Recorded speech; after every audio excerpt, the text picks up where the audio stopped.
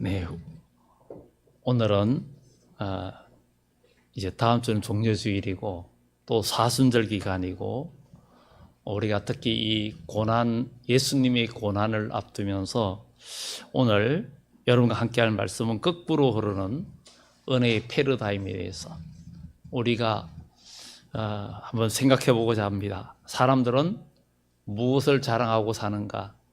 보통 세상 사람들은 강함을 자랑하고 자기 스펙을 자랑하고 있는 것을 자랑해요. 그리고 약점을 감춥니다. 어디에 지원을 하고 회사를 가도 자기의 강점을 최대한 자랑합니다.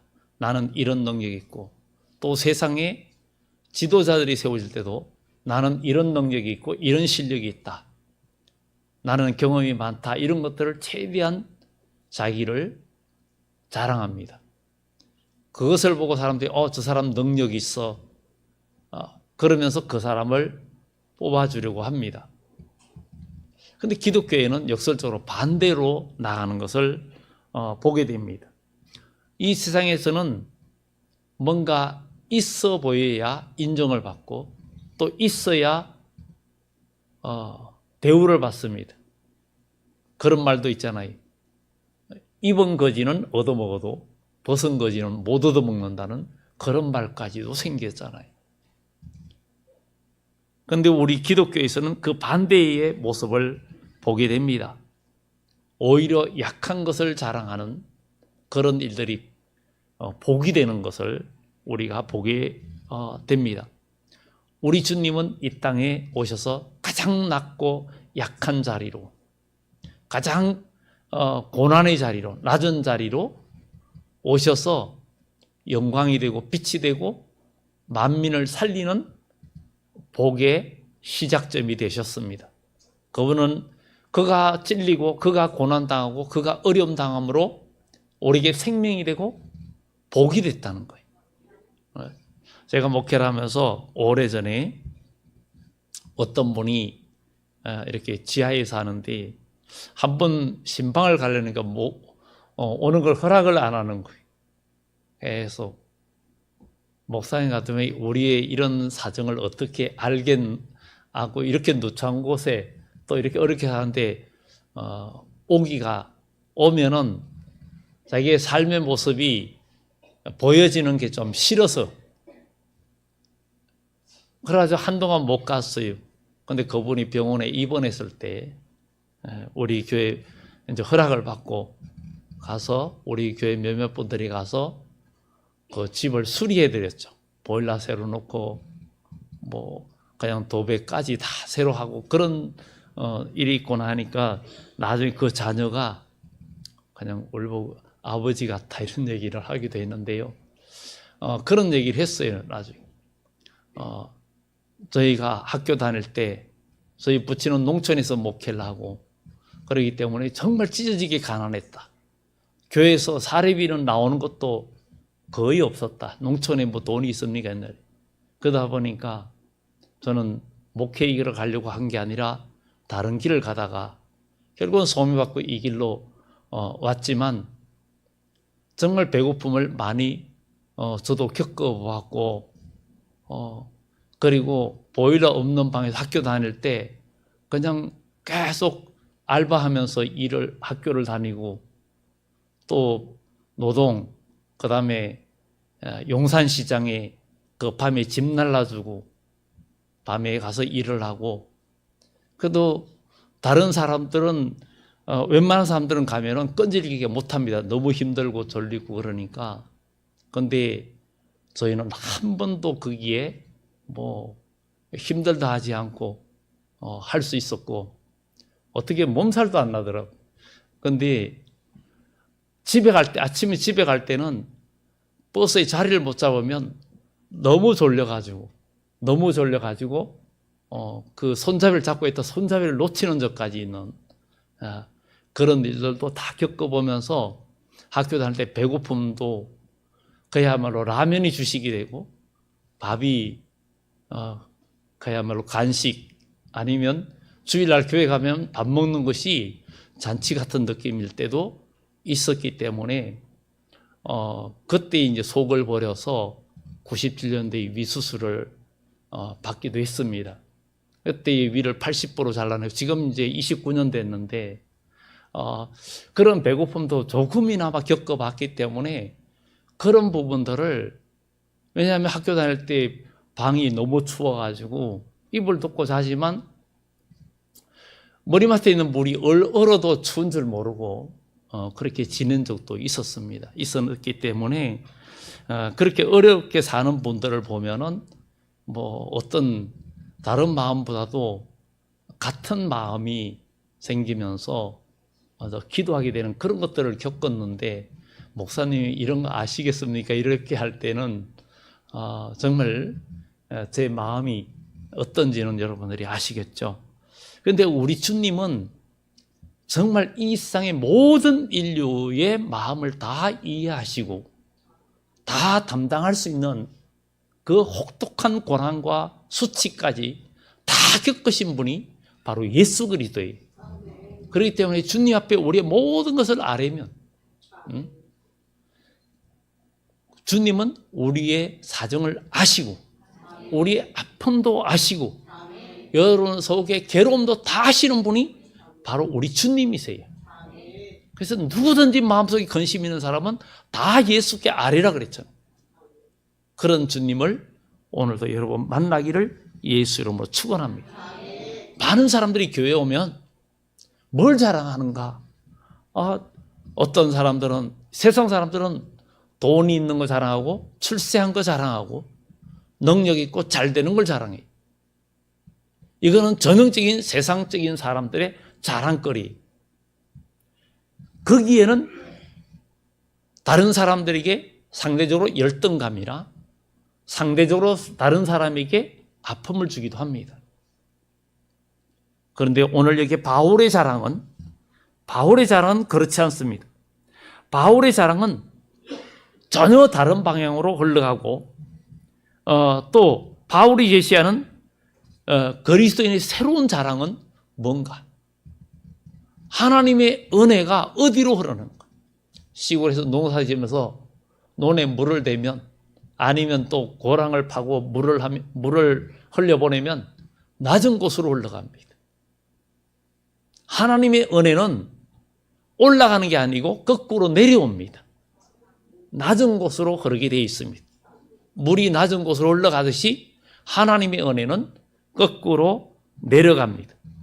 그러면 우리가 높은 곳에 있는 사람은 세상적인 것이 있을 때, 돈이 있을 때, 권력이 있을 때, 힘이 있을 때, 건강이 있을 때 이런 것이 자랑인 나의 인식을 갖고 있고 이런 것이 있다면, 이런 패러다임을 갖고 있다면, 그거는 이생 성공주의로 있다면 나는 인간적으로 높은 곳에 있고 거기에는 하나님의 은혜가 머물 수가 없습니다.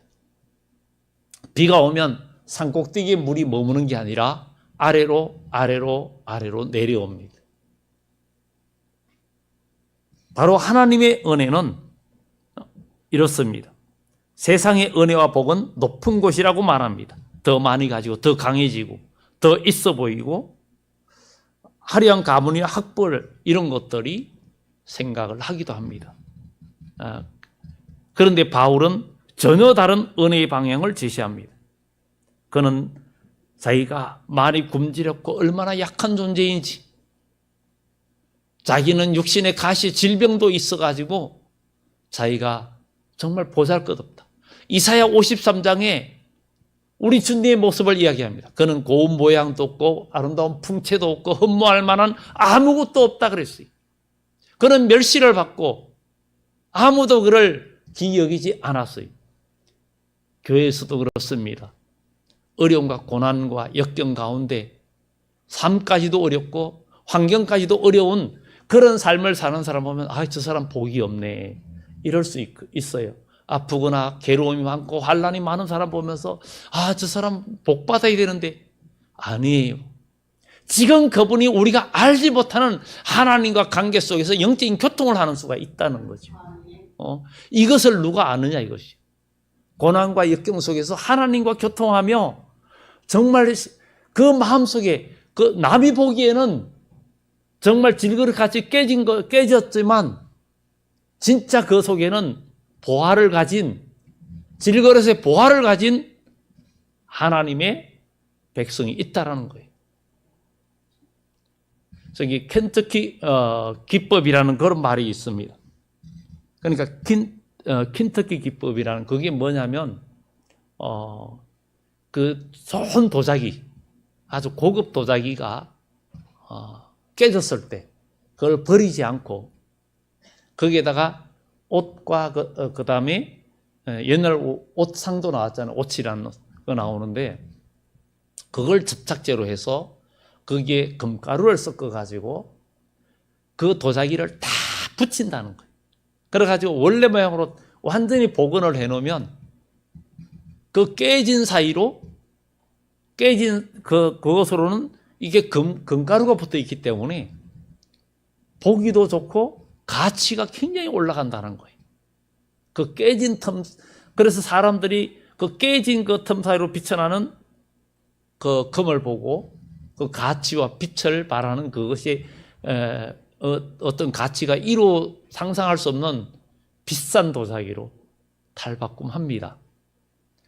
오늘도 교회에 나오신 여러분들의 낮아짐과 여러분들이 깨지고 고통당하고 상처받은 마음들이 있다 해도 금보다 귀한 말씀과 성령의 그 능력으로 그 틈새가 메꾸어지고 붙여진다면 정말 여러분들 그 깨진 상처받고 고통당하는 그 삶 속에서 나타나는 그리스도의 향기가 얼마나 고상하고 빛이 되는지 이런 역사들로 나타나야 될 줄 믿습니다. 그가 찔림은 우리의 허물 때문이고 그가 채찍에 맞음으로 우리가 나음을 입었다. 우리 주님께서 깨어지고 부서졌지만 그분은 우리를 살리고 우리에게 정말 영생을 주는 그 귀한 생명의 근원이 되시고 살리는 영으로 오신 예수 그리스도, 그분의 은혜가 오늘도 여러분들이 있기를 예수 이름으로 축원합니다. 약함이 강함이 되는 그런 역설적인 것, 바울은 약함을 목록으로 삼고 있습니다. 사람들은 약함을 숨겨요. 약점을 숨깁니다. 약점을 드러내면 화를 내고 약점을 드러내면 기분 나빠합니다. 장점을, 좋은 점, 아주 잘 나가는 것, 좋은 것을 칭찬해주고 하면 기분 좋아합니다. 그런데 우리 그리스도인은 누가 나를 칭찬할 때 경계해야 되고 내가 영적으로 교만해질까 봐, 내가 영적으로 병들까 봐 주의해야 됩니다. 그래서 여러분 곁에 바른 소리 하는 사람, 여러분들이 충고해 주는 사람은 진정한 친구고 진정한 그 사람을 가까이 해야 됩니다. 그래야 내가 살고 나의 모든 것에 발전이 있습니다. 나에게 아무런 바른 소리도 하지 않는 사람, 항상 모든 걸 긍정적으로 좋게만 봐주는 것은 다 좋은 것은 아닙니다. 사람들 좋은 점만 찾아서 그것을 강점으로 일하는 것하고는 또 다릅니다. 자녀를 키울 때 자녀에게 강점을 계속 살리면서 그 칭찬해 줄 때 그 강점이 점점 강해지고 좋아지는 것처럼 그런 것도 있는데, 우리 그리스도인의 진짜 하나님의 은혜는 바로 거꾸로 흐르는 하나님의 은혜, 우리의 인식의 변화, 그것을 우리는 필요하다는 것입니다. 약함이 강함이 되는 그 모든 것을 우리가 살펴보면, 원리를 보면 나의 약함은 하나님의 능력이 머무는 처소가 됩니다. 바울이 내가 약할 때고 강함이라고 그렇게 말합니다. 하나님은 약한 곳에 흐르고, 하나님이 우리 주님께서 찾아오신 곳은 베데스다 연못가에 38년 된 병자가 아무것도 할 수 없는 그때에 주님은 그에게 다가가셔서 네가 낫고자 하느냐 묻습니다. 여러분들도 고난과 어려움과 아픔이 있을 때 주님은 여러분에게 말씀하시고 여러분들에게 다가오십니다. 주님께서 말씀하시는 성령의 음성을, 주님의 음성을 들을 수 있는 귀가 열리기를 예수 이름으로 축원합니다. 하나님은 영이시고 예배하는 자가 신령과 진정으로 예배하라. 주님이 오실 때에도 기가 있는 자는 성령이 교회에게 하는 말을 들으라 그랬죠. 성령의 음성을 들을 수 있는 자가 복이 있습니다. 영이신 하나님, 하나님 아버지를 우리가 믿을 때 로마서 8장에 우리가 하나님을 믿고 그러니까 하나님의 자녀가 돼서 하나님을 아바 아버지라고 부르짖는다 그랬잖아요. 하나님의 자녀는 하나님의 음성을 듣게 되어 있습니다. 하나님의 음성을 듣지 못한다는 것은 문제가 있는 겁니다. 하나님의 음성이라고 어떤 소리가 들리는 게 아니라 성령께서 우리의 영혼에 인치도 교훈하시고 말씀하시고 감동을 주십니다. 거기에서 우리가 하나님의 뜻을 내가 수신할 수 있는 그런 영적인 감각이 필요합니다. 영적인 감각이 필요하다는 거예요. 사람은 육적인 감각이 뛰어난 사람이 건강한 사람이죠. 사업의 감각이 있는 사람은 사업을 잘해요. 아니면 뭐 가르치고 모두의 감각이 다 있습니다. 어떤 전문가는 전문가의 음악이면 음악, 기술이면 기술, 거기에 다 감각이 있습니다. 음악의 전문가는 소리만 들어도 뭔가 들어도 잘 듣고 잘하고 못하고 잘합니다. 기술 있는 사람은 벌써 정상만 봐도 아니면 소리만 들어봐도 상황 봐도 어디가 아프고 어디가 문제 있는 거나 압니다. 우리는 영적으로 민감해지고 영적으로 감각 있는 그리스도인이 되어야 될 줄 믿습니다. 바울이 열거한 고난의 목록은 옥에 갇히고 매를 맞고 3번 파선하고 자지 못하고 줄이고 인간의 한계를 넘어서는 일들이 너무 많았어요. 죽음의 사선에서 그야말로 지내는 일들이 너무 많았어요. 그런 고통과 어려움들이 있었는데 이 모든 과정을 통과할 수 있는 그 비결은 자기의 힘과 능력이 아니었어요. 이 모든 고난을 이기고 나갈 수 있는 것은 자기의 능력과 자기 힘이 아니었다고요. 하나님이 주신 은혜라는 거죠. 하나님이 주신 은혜. 우리가 아무리 부족하고 연약해도 정말 낮은 곳으로 흐르고 거꾸로 흐르는 하나님의 은혜의 그 강물을 우리가 알고 우리의 인식의 변화가 필요합니다. 패러다임의 변화가 필요합니다. 우리는 내가 교회 다니고 열심히 믿는데 왜 나의 형편은 이렇게 어렵고 힘들어? 아닙니다. 그게 아니에요.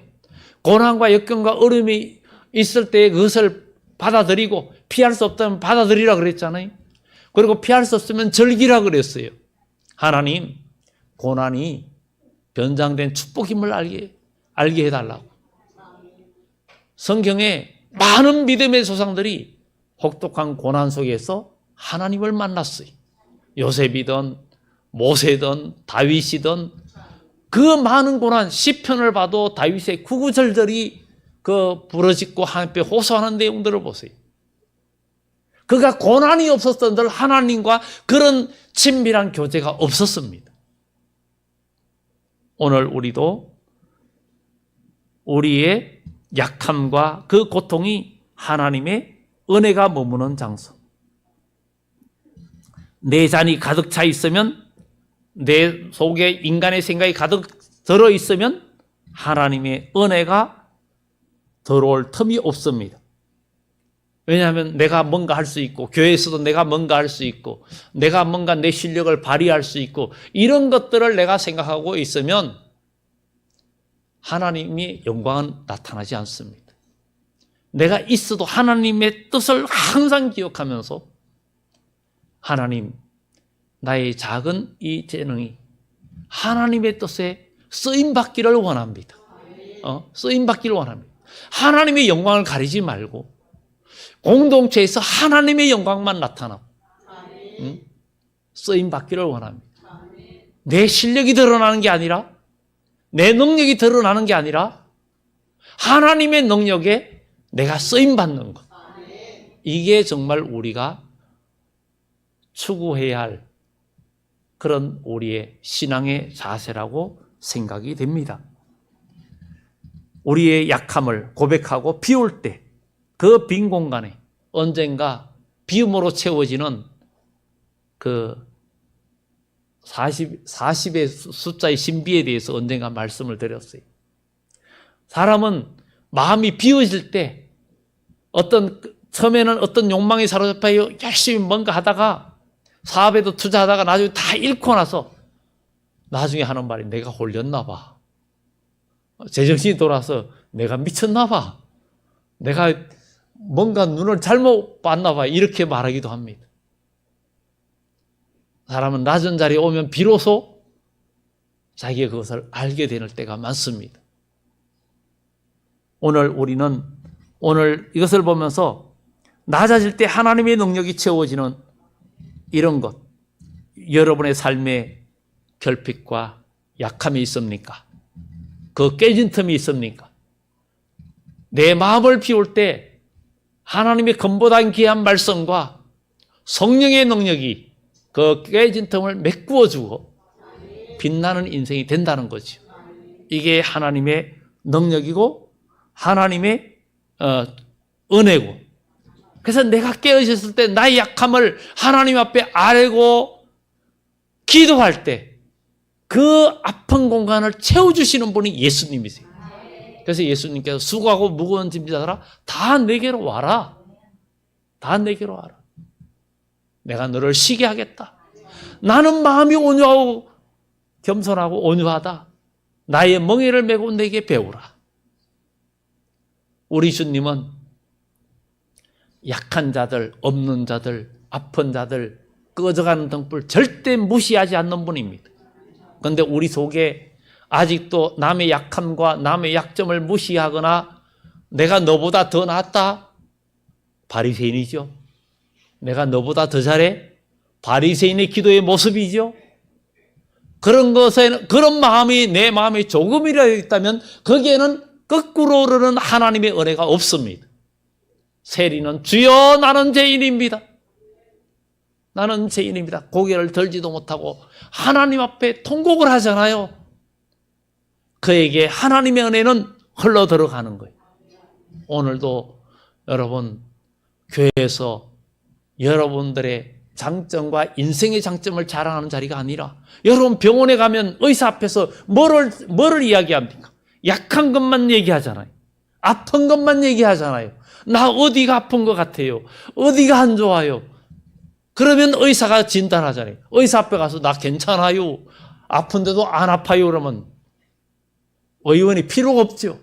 예수님께서 건강한 자에는 의원이 필요 없고 병든 자에게 필요하다. 병든 자에게 필요하다.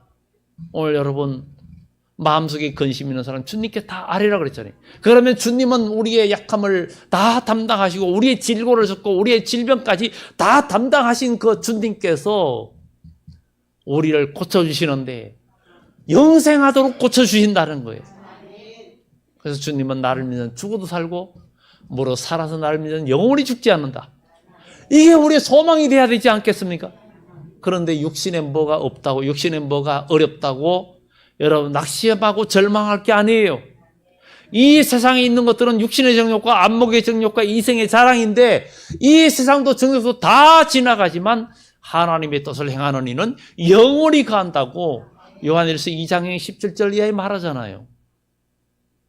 오늘 이게 말로만이 아니라 정말 우리 삶의 소망이 되고 능력이 되고 기쁨이 되면 어떤 상황 속에서도 여러분 마음속에 샬롬이 나타나는 거예요. 샬롬. 이런 은혜가 여러분에 있기를 예수 이름으로 축원합니다. 나의 약함은 진정한 공감의 통로가 됩니다. 28절 29절에 보면 이외에 이런 고사하고 아직도 날마다 내 속에 눌리는 일이 있으니 곧 모든 교회를 위하여 염려하는 것이라. 누가 약하면 내가 약하지 아니하며 누가 실족하게 되면 내가 애타지 아니하더냐. 이게 누구의 마음이에요? 주님의 마음이죠. 주님의 마음이. 바울은 고백합니다. 누가 약하면 내가 약하지 아니하며 누가 실족하게 되면 내가 애타하지 않더냐. 우리는 정말 누가 상처받고 누가 힘들어하면 같이 마음 아파하고 같이 눈물을 흘릴 수 있는 사람이 예수 그리스도의 마음을 가진 자예요. 나는 너보다 더 있어. 나는 너보다 실력이 있어. 거기에는 거꾸로는 하나님의 은혜가 없어요. 자랑하는 마음속에는 하나님의 은혜가 머물지 못합니다. 그래서 우리의 평생 자랑은 주의 십자가. 내가 부득불 자랑할진대 나의 약한 것을 자랑하리라. 내가 그리스도의 십자가 외에는 결코 자랑할 것이 없다. 오늘도 우리는 진짜 우리의 자랑거리가 뭔가? 바울의 진정한 자랑거리. 이게 하나님의 은혜가 임하는 장소가 되는 것입니다. 고통을 겪어본 사람만이 고통받는 자의 눈물을 닦아줄 수가 있습니다. 나의 약하면 타인의 아픔을 이해하는 긍휼의 시야를 열어주고 또 보기를 안경을 쓰게 합니다. 사람들은 자기 눈의 안경이라고. 모두가 보는 관점이 달라요. 그 관점이 다르다는 것은 그 사람의 삶의 환경에서 그 사람이 어떻게 살았느냐, 그거에 따라서 그 사람의 관점이 다 달라요. 물론 인격과 모든 성격과 모든 것도 복합적으로 작용하지만 그러나 모두가 다르게 되어 있어요. 그러나 이 모든 것들은 예수 그리스도의 이름, 하나님의 말씀이라는 곳에 공통분모로 맞춰져야 돼요. 거기에 초점이 맞춰져야 돼요. 그것이 가장 완벽해요. 저와 여러분들의 삶의 기준은 다 표준이 없어요. 그러나 하나님의 말씀에 나의 삶을 갖다 바치면 그때부터 회복이 시작되고 새로운 건축이 시작되는 거예요. 우리 인생이 새롭게 설계되고 새롭게 만들어지는 그런 역사가 이루어진다는 거죠. 그런 은혜를 우리가 경험해야 될 줄 믿습니다. 우리의 자아가 깨지고 약해질 때 우리 안에 예수 그리스도가 선명하게 드러나고, 도자기에 깨어진데 금으로 옷으로 붙이고 접착하고 할 때 거기에 깨진 틈 사이로 빛나는 금. 여러분들 상처가 많고 아픔 많은 영혼들이 주님과 교통할 때 가장 빛나는 인생이 되고 하나님의 능력이 거기에 머무르는 거예요. 하나님의 능력이 그런 사람들에게 머물어요. 이런 은혜를 우리 경험해야 됩니다. 이것을 경험하지 않으면 예수님을 믿고 믿음의 그 기쁨, 희락과 그 소망, 정말 이런 것을 못 느낀다는 거죠. 그러니까 많은 어려움과 눈물 날 많아도 내 속에서 넘쳐나는 이 기쁨은 아무도 빼앗을 수 없는 그런 기쁨이 여러분 속에 넘쳐나야 됩니다. 그래야 우리는 어떤 환난과 어려움이 와도 세상을 이기고 주님을 만나고 다시 오시는 주님을 만날 수 있다는 것입니다. 이제 말씀을 정리합니다. 은혜는 거꾸로 흐릅니다. 은혜는 거꾸로 흐릅니다. 우리의 패러다임이 바뀌어야 됩니다. 인식의 변화가 바뀌어야 됩니다. 세상은 강해야 살아남는다고 말하지만 복음은 약할 때 비로소 하나님의 강함이 시작된다고 선포하고 있습니다. 은혜는 낮은 곳으로 흐르고 약한 곳으로 흐릅니다. 내가 스스로 강하다고 믿는 교만의 높은 산에는 은혜의 강물이 흐르지 않고 거기는 고이지도 않습니다. 그냥 다 비껴갑니다.